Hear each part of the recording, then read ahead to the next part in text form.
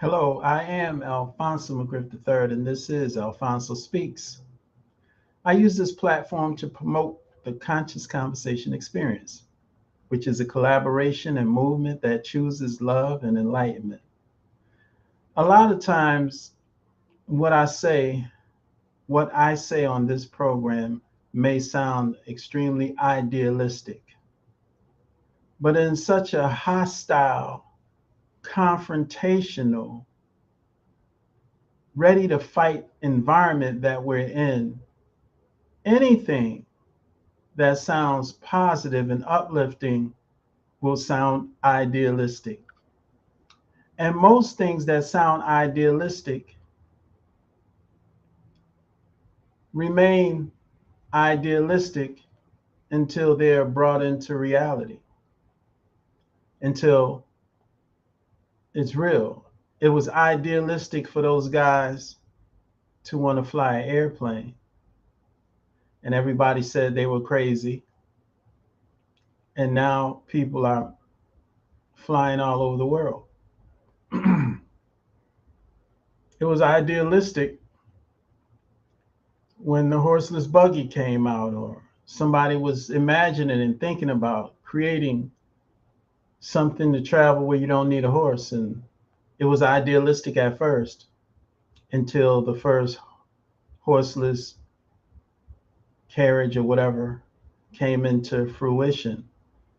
So there are many things that start out sounding idealistic until you start applying the principles and actually believe in what it is you're saying and take action on what it is you're saying, and then it becomes a lot less idealistic and a lot more real.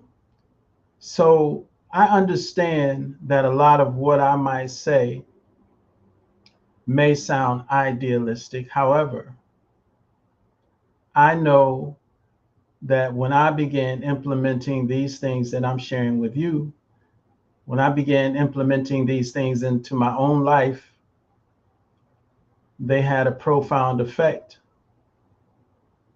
on how I move and how I handle myself.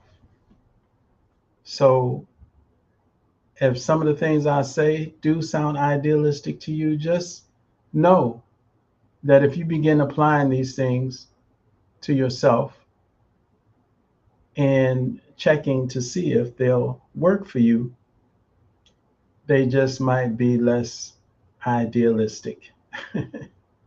So the first thing I like to do is remind you that the Taste of the Caribbean Arts and Culture Connecticut Incorporated presents the Hartford, Connecticut's Taste of the Caribbean Jerk Festival on Saturday, August 1st, 2026. You know, that's downtown by the riverfront. Downtown by the riverfront. So the Taste of the Caribbean Arts and Culture Connecticut Inc. presents Hartford, Connecticut's Taste of the Caribbean Jerk Festival Saturday, August 1st, down by the riverfront. So it's going to be a lot of good music, a lot of good food, live bands, everything. It's just a great time. And that will take place from 11 until 8:45. And also the 35th anniversary of the Greater Hartford Festival of Jazz, Hartford, Connecticut, this Friday, Saturday, and Sunday, the 17th, 18th, and 19th of July.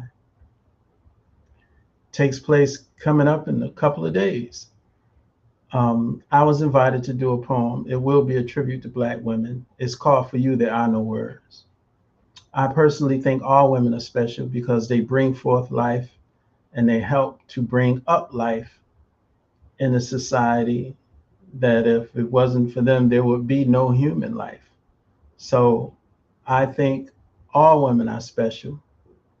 But this poem is written based on what I witnessed growing up and the women I witnessed it with and experienced it with, Black women, and what I've seen them have to deal with.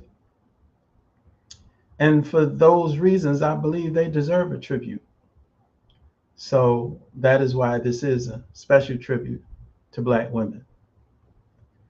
That, again, I will be sharing that information, that poem, on Friday at 9 o'clock p.m. Earlier I said 9:45 p.m., but I have a more accurate time now to be close to 9 p.m. when I will be on stage sharing that special poem this Friday.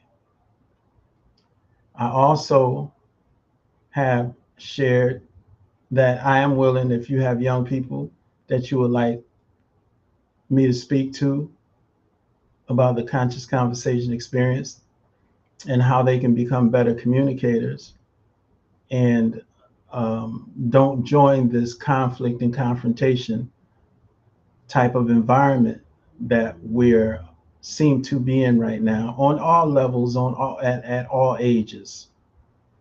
And when I say all ages, I mean starting from 4 years old, 3 years old, and up.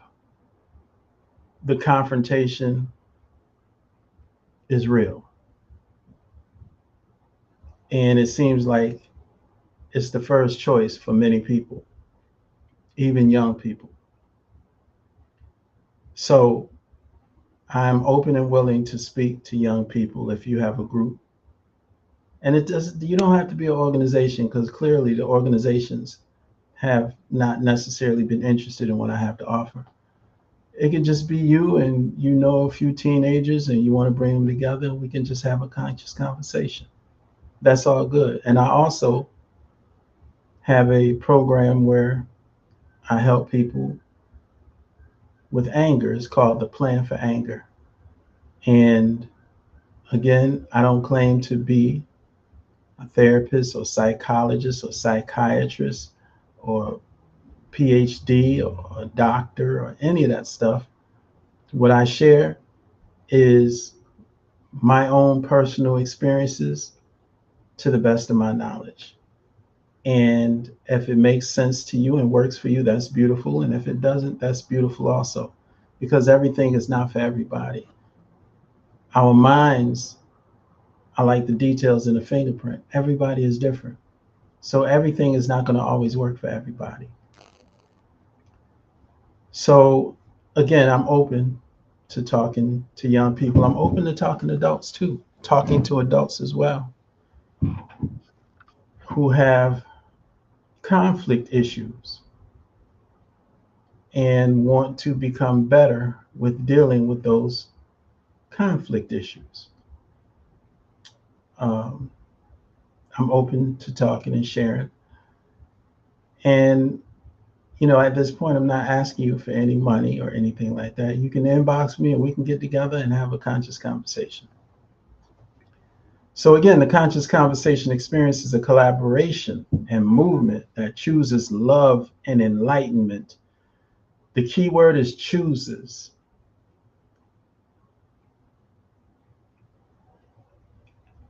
I believe 100% of the time we choose how we feel. 100% of the time we choose how we feel. And if we want to feel better, we have to choose to want to feel better. You don't, feeling better just doesn't just jump out the sky and help you out. I have to choose to want to feel better in order for me to feel better. And sometimes it's a lot tougher than other times. But at the end of the day, if somebody gave me a choice and said, would you rather feel good or bad? I would always say I'd rather feel good. And so the next question would be, well, why do I not choose to feel good at all times? And that's the big mystery. That's the big mystery because many of us choose to be angry and choose to be upset and choose to be disappointed. And so we have power to determine how we feel at all times. And no one said it's easy, but that doesn't mean it's not possible. And I just wanted to put that on the table as well. The conscious conversation experience is a collaboration and movement that chooses love and enlightenment. Resolution is the successful solving of a problem. We like to solve problems whenever it's possible, and that's what we shoot for. I am here to help myself and people around the world transform conflict into conscious conversation that leads to understanding, resolution, and enlightenment. What is a conscious conversation? A conscious conversation is a verbal interaction where we speak with the desire to understand. We ask questions and we share information. We take responsibility for our thoughts, words, and actions and control our prejudices and emotions, which, if left unchecked, will disrupt the goal of having a conscious conversation. The strength of a conscious conversation is its ability to inspire rather than manipulate. Ultimately, the conscious conversation experience is a pathway to understanding, resolution, and enlightenment. And as I always say, without the desire to understand, if there is no desire to understand, there can be no conscious conversation. Period. And the daily warning that I share with people, I have learned that developing myself can lead to unnecessary challenges with insecure people who are intimidated by those who have a sense of self. It's not our problem, but it is one of the consequences and challenges of our personal, connected to our personal growth. So as we continue to grow and evolve and develop our self-respect and self-love and self-responsibility, there are insecure people that may have some challenges with that. And we can't be naive.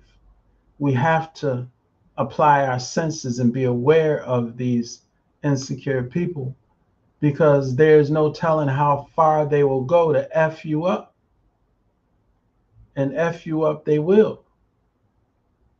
So we have to be aware when we're dealing with insecure people who have challenges with our desire to develop a sense of self, to grow, to evolve, to continue getting to next levels of understanding.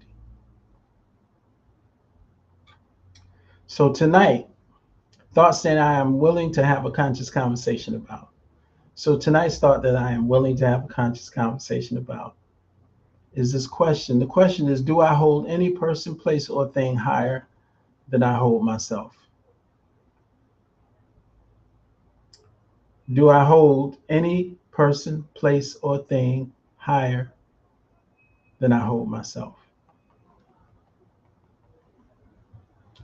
That's a very important question. I will speak about me. I do not hold any person higher than I hold myself. Nobody gets that privilege.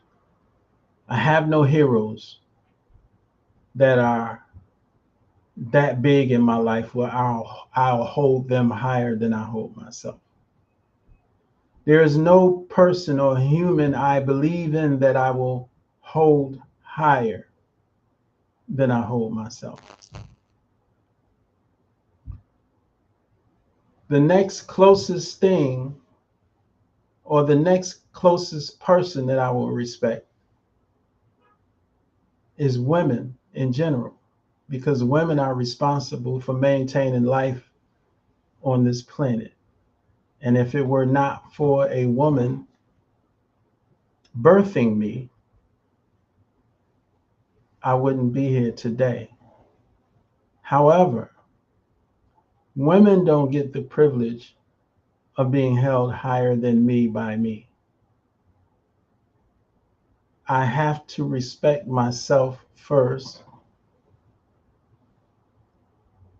in order to move comfortably in any other environment around any other person.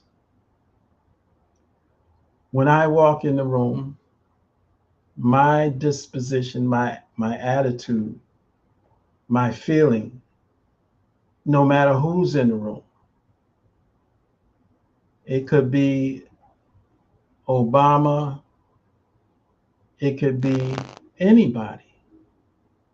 My attitude is I am in the room also, and that's just about it. No man, dead or alive, gets held higher than me by me.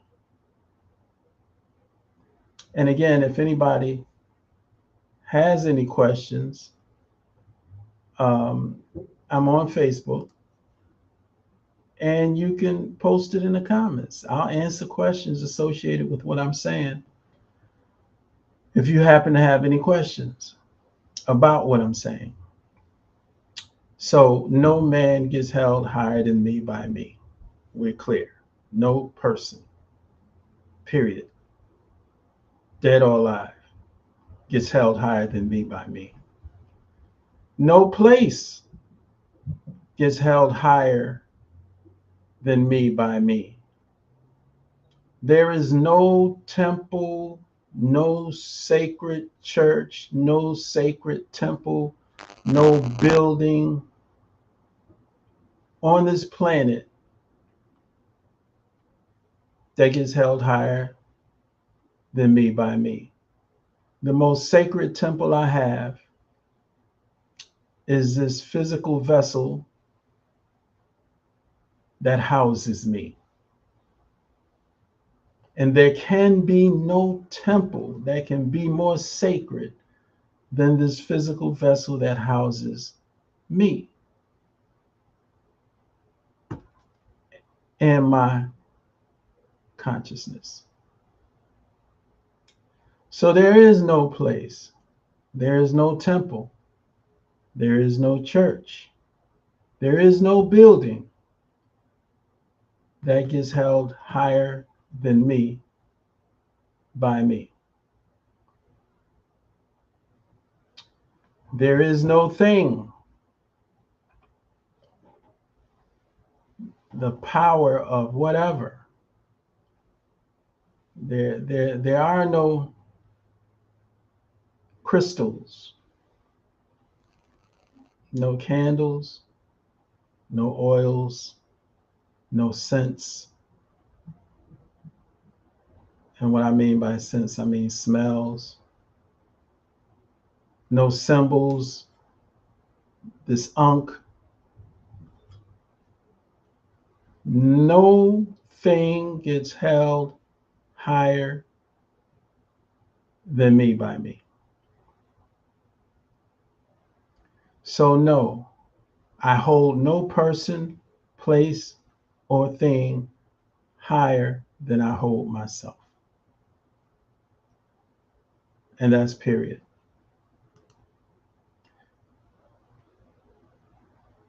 At the time, I have a 4-year-old cousin who turned to her father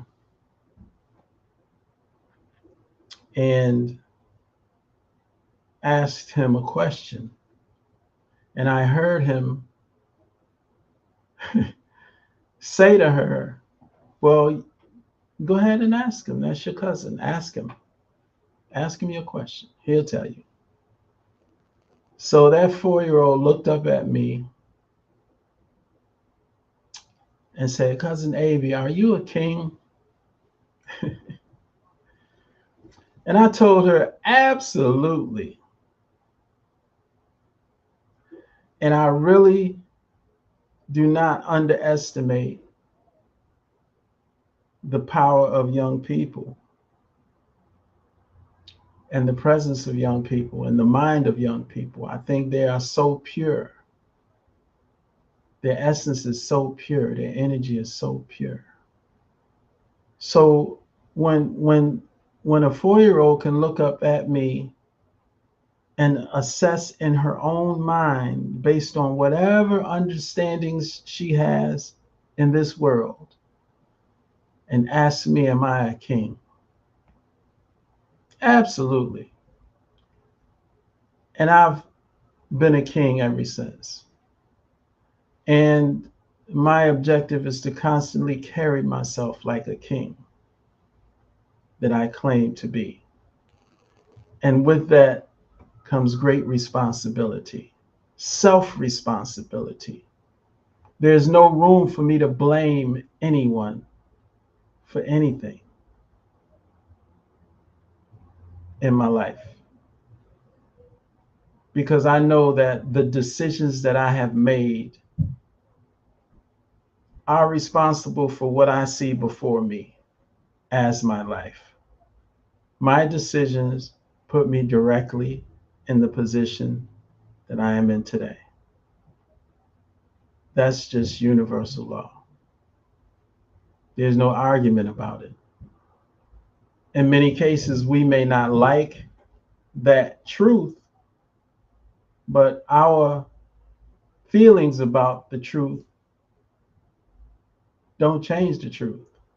And that's the challenge many of us have. We think because we have certain feelings or we don't like the truth, then that changes the truth. And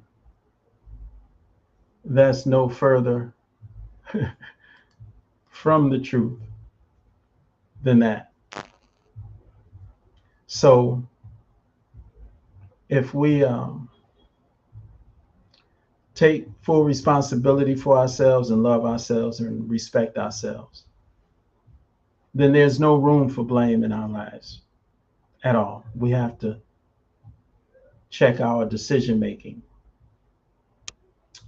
So yes, when that 4-year-old asked me if I was a king, I've been a king since that day. I told her absolutely. And I wasn't afraid to take on the responsibility associated with that, starting with not being able to blame anyone for what goes on in my life. And it's not easy, because there are things that we see and we think are obvious that we should be able to blame somebody for. And at the end of the day, it's our world and we created it with our decisions. It's our world and we created it with our decisions. And as a matter of fact, I get confirmations all the time. You know, I could be walking down the street or I can be at an event and people will just refer to me as king, and not from a faddish sense of a new word different than my homie or homeboy. No, they literally, I was just at an event this past Sunday and there were both men and women referencing me as king. And I don't take it for granted. There's a reason why somebody looks at you and calls you a king. People, that the king is not just a word that in general flies out your mouth, you know, unless you are in a certain neighborhood and it's more presented as a fad than anything else. But when you are just out in general and people reference you as a king, for me, it's something that I don't take for granted. And it is something that I've claimed since that 4-year-old asked me that question. So I've taken on the responsibility of carrying myself in that way. So no. Do I hold any person, place, or thing higher than I hold myself? Absolutely not. No person, place, or thing gets held higher than I hold myself. And I asked the question, I was about to ask this question earlier, but I asked the question, what person can help you if you, no, what person can help me? I asked myself, what person can help me if I keep making horrible decisions? Let's take it all the way to the wall. What God can help me if I keep making bad decisions? What? What God can help me if I keep making bad decisions? What place can I enter that is going to help me if I keep making bad decisions? My brother Mike, how you doing, man? It's nice to see you. What place can I enter looking for help if I keep making bad decisions? What thing can I hold sacred?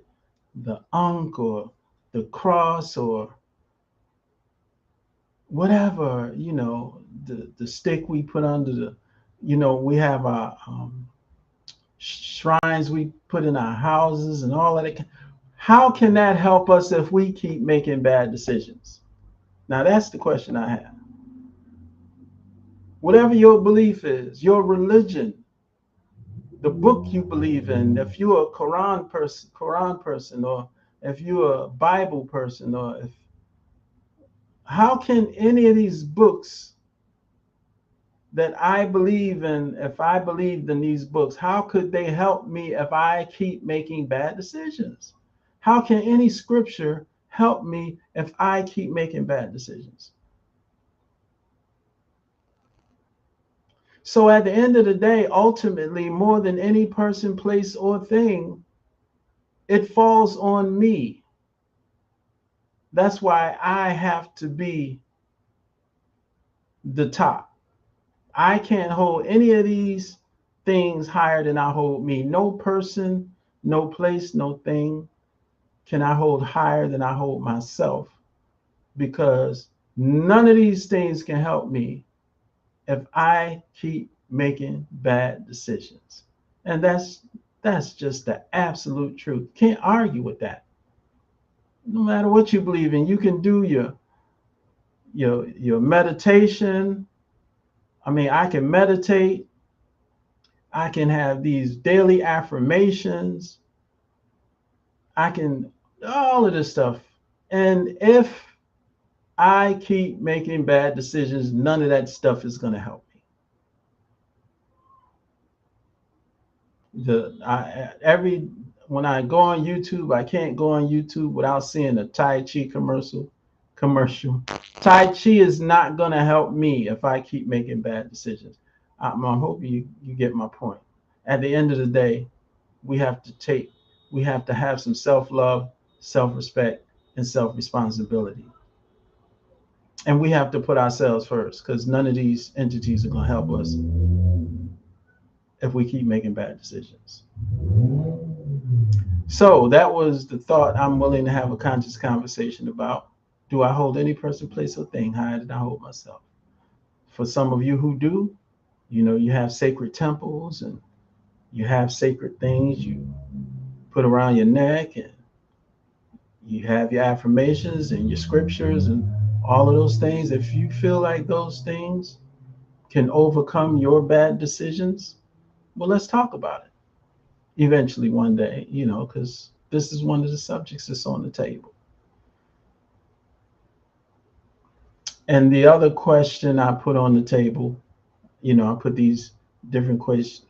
I always talk about thoughts I'm willing to have a conscious conversation about. And in what ways do I make decisions that hurt me? So tonight's question, in what ways do I make decisions that hurt me?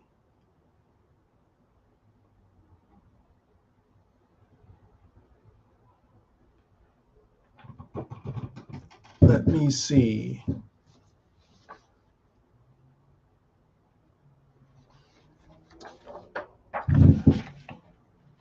So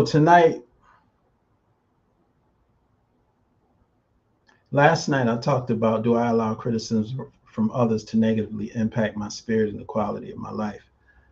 Tonight, I wanted to talk about love. That's what I wanted to put on the table.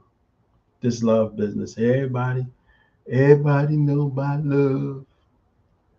And I do listen with an open mind to people have discussions about love and relationships.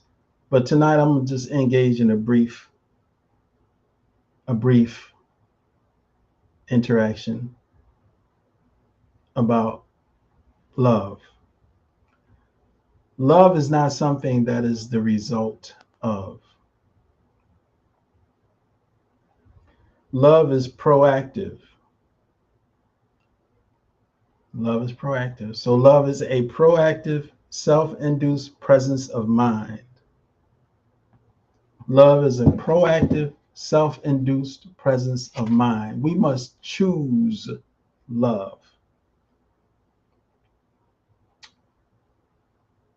Love is not something that is the result of. Love is a proactive, self-induced presence of mind.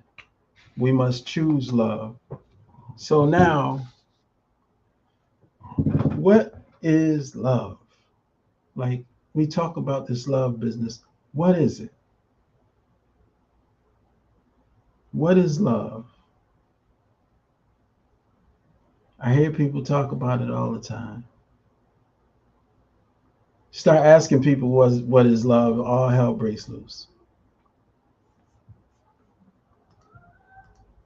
And what I say is that anybody that starts out saying love is a feeling, I remember that I used to think that. I used to think love was a feeling because that's what we taught. We taught love is a feeling. It's an emotional state of existence. And sometimes it can be good and sometimes it can be bad. That's how I was taught, and that's how I grew up. And to be honest, I was watching this love that people said um, what they called and what they said existed, and it didn't make sense to me. So that's probably why my black ass is still single today, because I just I don't want any parts of what people call love nowadays. I don't want any parts of it. So if somebody said I love you, if I tell somebody I love them, it has nothing to do with my emotional state.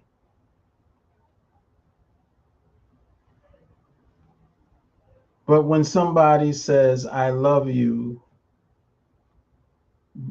in most cases I've learned they're speaking from more of an emotional place. So now,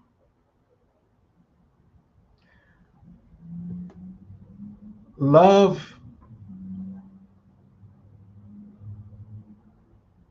what we call love, is actually a frequency of energy and vibration. It's a frequency. And so I can connect with somebody, and we're connecting based on a certain frequency of energy and vibration. And sometimes that frequency can be so intense, we'll, we'll call it love, because that frequency affects our emotions. So we call the idea of having extremely compatible frequencies of energy and vibration, we immediately call that love. And I'm saying that's not love. That is what it is. It is a compatible and sometimes extremely compatible frequency of energy and vibration. And when you feel it, you feel it. And sometimes that frequency is so high with a person. This is why this is sometimes why people cheat, because they can be with somebody and they can get along with that person, and they can travel together, have the greatest of times, they respect each other, they even like each other a lot, and they say they love each other. But when one of those people or the other all of a sudden find themselves in the same space with somebody with that extremely compatible frequency, that's a whole different thing. And many times, just like chocolate or potato chips, many times people, because they are not familiar with that feeling and they don't have it with the person they're with, they take a chance. They have to explore what the heck this is. And they get out there and explore, and then they really link up. You're talking about intimacy. It's just on a whole different level when that frequency is so compatible. And I'm saying that is not love. That is an extremely compatible frequency of energy and vibration. And that's the truth. So I'm separating love from that feeling, because naturally, if we're dealing with frequency and vibration and energy, things can change. Frequencies can change. Energy, well, that vibration can change. The quality of the energy can change. And so when that frequency changes, people say, oh, love hurts. Love hurt me. Love didn't hurt you. Your refusal to accept the reality that the frequency changed for whatever the reason, and it couldn't reconnect, is just a real thing. It happens sometimes. But you think it's bad, it's love that went bad because you can't find that frequency anymore. It's not there anymore. Because frequencies change. Now let's talk about what love is. When you hear me talking about love, I want to tell you what I mean when I'm talking about love. I'm saying love has nothing to do with that over there that we identify as an extremely compatible frequency of energy and vibration. That's not love. That's what it is. That's some frequencies and energy and vibration and compatibility flying around, which also taps into our emotional state. That's what it is, and that's real. I'm not saying that's not real. I'm just saying it's not love. Love is over here on the other side, where we ask ourselves these 5 essential questions. And there's 2 things we have to fully accept before we ask these 5 essential questions. Now, I am getting into love. The first thing we have to fully accept is ourselves. Do I completely and wholly accept who I am and what I represent?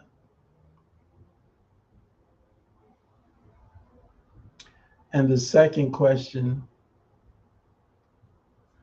do I completely and wholly accept everybody for who they are and what they represent? And see, these questions I'm talking about will help make life a lot easier, because I'm saying this is where the true love exists. And being able to accept somebody wholly and completely is not as difficult as we think it might be. What makes it difficult is we just refuse to accept what we see in front of us. It's almost like going outside and it's a blizzard, and then we stand there and refuse to accept that it's a blizzard and still go out there with our shorts and barefoot and get frostbite. It's no different. Refusing to accept a person for who they are is no different than refusing to accept it's a blizzard outside. And you keep saying, well, it's summertime. It can't be a blizzard. And it's big snowflakes and it's cold. But you just refuse to accept. That's what we do when we refuse to accept who a person is. And it makes life difficult. So we go out there freezing cold. And now we're upset because reality is not what we think it should be. That's the problem. So I'm saying these two things will make life much easier. Fully accept ourselves. Don't let anybody guilt, shame, blame us into having a problem with ourselves. Life was set up so that we're going to make some not so sexy decisions and make some mistakes. But we don't torture ourselves with those just bad decisions and mistakes. We learn from them and we continue moving forward with life and growing. So we fully accept ourselves, and then we fully accept everybody for exactly who they are and what they represent, and believe it. It'll make life easier because now we know how to move. So then there are these 5 essential questions. I'm talking about love. This is all love I'm talking about right now. This is where love was really located. Do I like myself? These are the 5 essential questions. Do I like myself? And to make it simple, can I get out of the shower, look in the mirror, and not have any complaints about myself? Just, okay, this is me, we're good, and do my thing. Or do I have a bunch of criticisms and complaints? If I can't accept me, it's impossible for me to like me.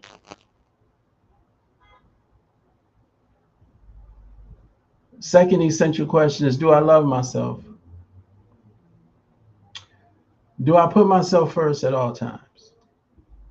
Society teaches us that is selfish. That's why so many of us are miserable, because we don't put ourselves first at all times. We got great grandmothers still raising toddlers.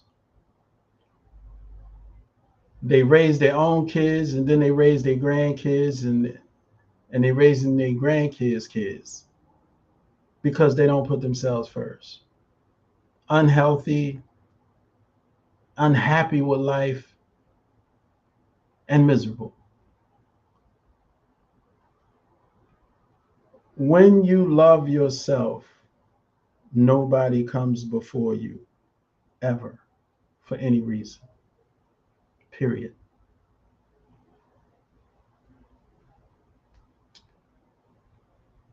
Essential question number 3. Do I respect myself?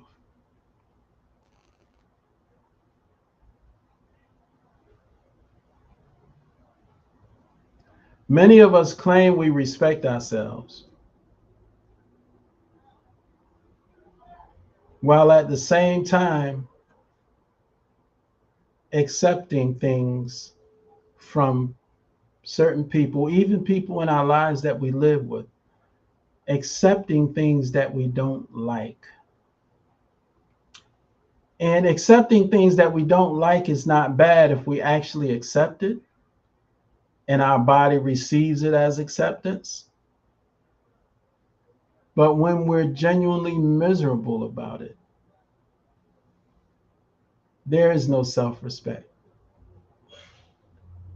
The hint, the way you know you're compromising your self-respect is when you're accepting something for an extended period of time that you don't like, and you getting more miserable by the day because you don't have the courage to make a change or make a move.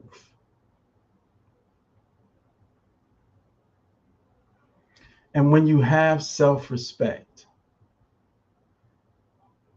you have to have the courage to make a change or make a move, because you've got to put yourself first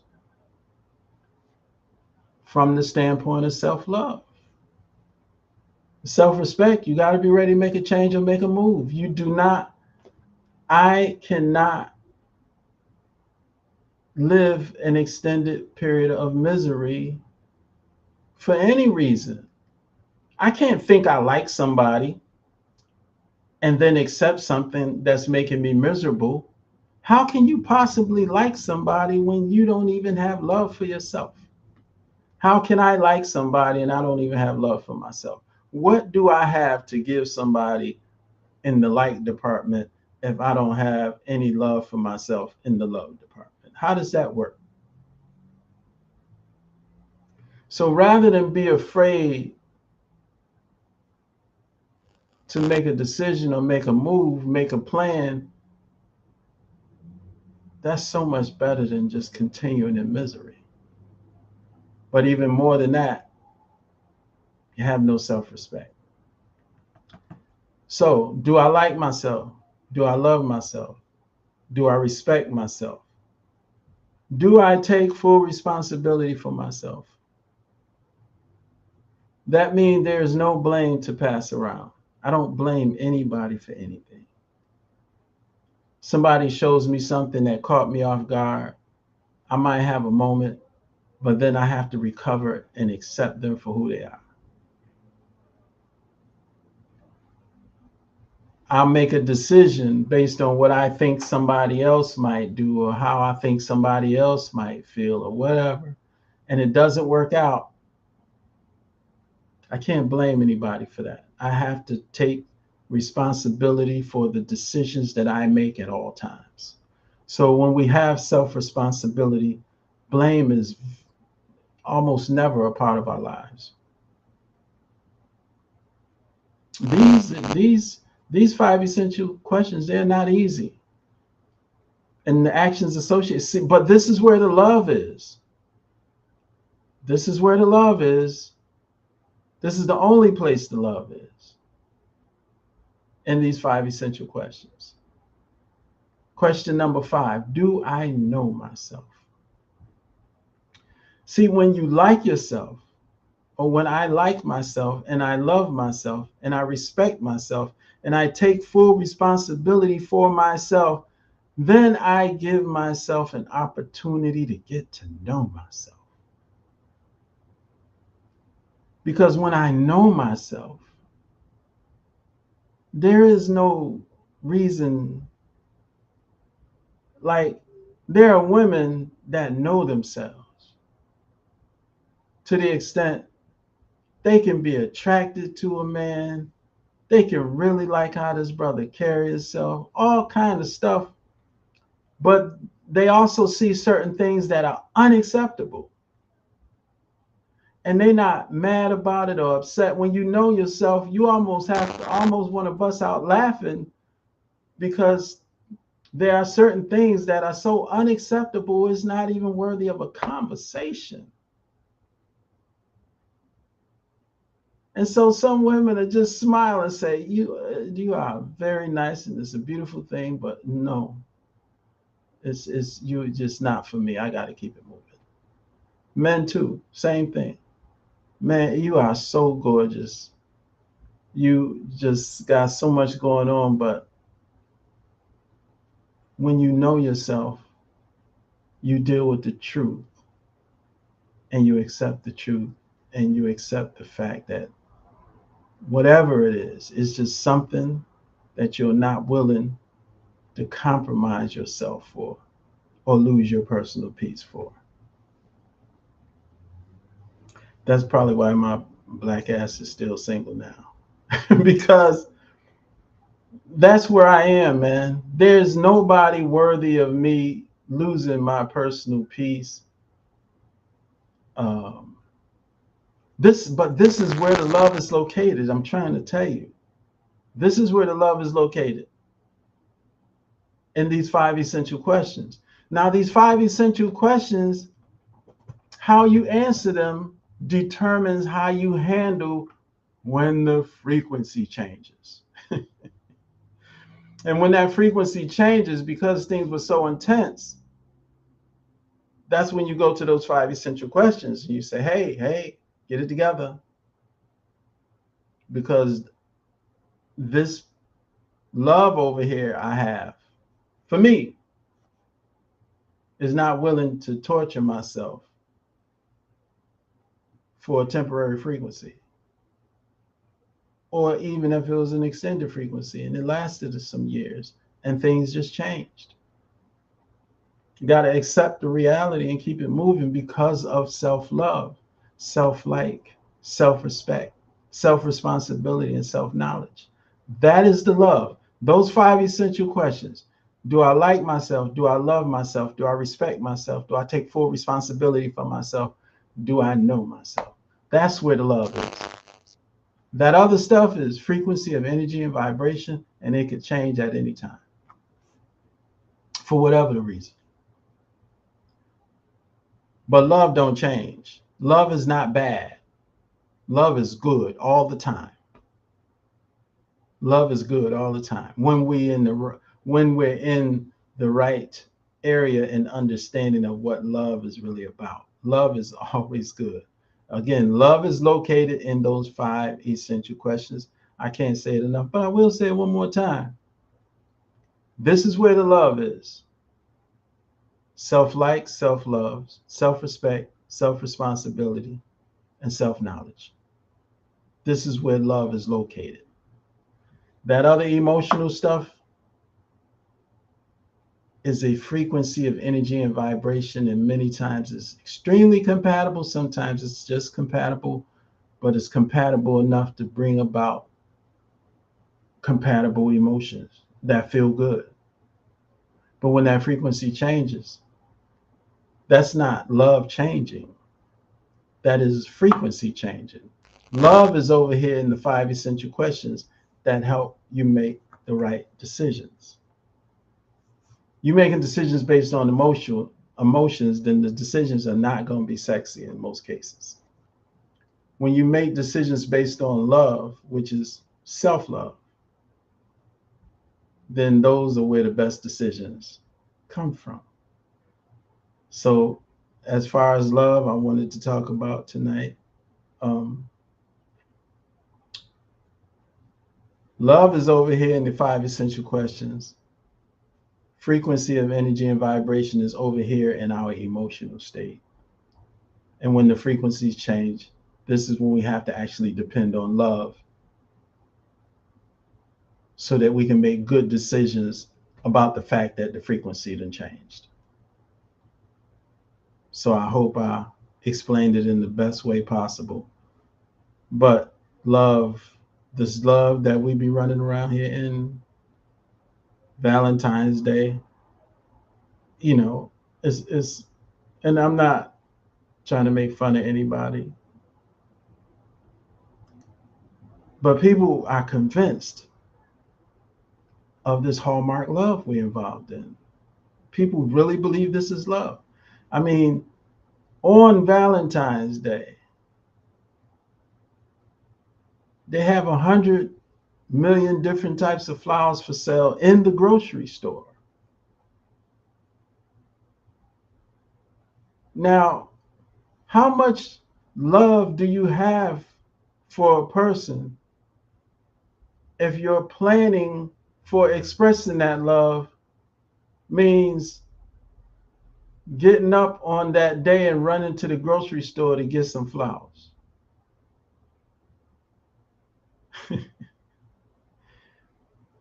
This form of love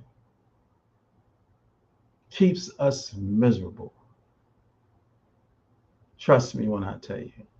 That's why so many of us are miserable, because we're running around here trying to hold on to this love that we've been taught. And it's not working. Because it doesn't take into consideration self-like, self-love, self-respect, self-responsibility, and self-knowledge. So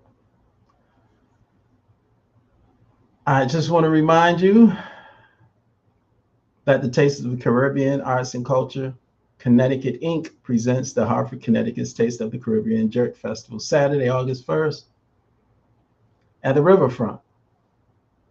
Saturday, August 1st from 11 to 8:45. and the 35th anniversary of the Greater Hartford Festival of Jazz. Hartford, Connecticut, this Friday, Saturday, and Sunday, 17th, 18th, and 19th of July. I was invited to do a poem. It will be a tribute to Black women. It's called For You There Are No Words. As I state, I think all women are special because they are all responsible for sustaining human life here on this planet. This particular poem was written because of what I've witnessed and experienced with Black women in my life. And I felt that they are worthy of something special being written about them. And that's the poem that I'll be sharing at the Jazz Festival at 9 o'clock p.m., somewhere around that time, 9 o'clock p.m. on Friday night. So if you want to come check it out and support, that's cool. And again, if you need me to speak to young people, I'm open to do it. If you have some young people you want to pull together and have a conscious conversation with, just to give them something different from what's being presented out here, I'm willing to do it. You just inbox me and we can make it happen. And finally, I just want to say you could be doing anything right now in this very moment, and you chose to give me some time in your life. I do not take it for granted. I love you all, and I always will. And I will never give up on our people, ever. Have a good night. Peace.